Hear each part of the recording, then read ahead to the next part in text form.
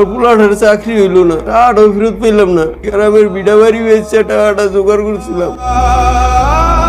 আমি গার্মেন্টসের কাজ করি বলে ঢাকায় থাকতাম, আমার স্বামী সন্তান গ্রামে থাকতো। নদী ভাঙনে ঘর বাড়ি সব বেঁচে গেল। আমি সুমন আহসান, একজন হাসি খুশি সফল পুরুষ মানুষ। অর্থাৎ আলিশান ঘর, বিউটিফুল স্যাটিসফাইড ওয়াইফ, দামি গাড়ি, চাকর বাকর সবই আমার আছে।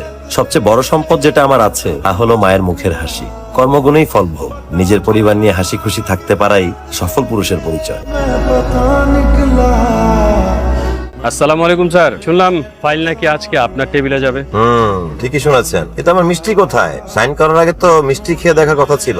নো ওয়ারিজ বস, নদী বাঁধার টেন্ডারটা হতে যাচ্ছে। দপ্তর আমার হাতে থাকে না, সবাই মিলেই তো একটা সিস্টেম। আগে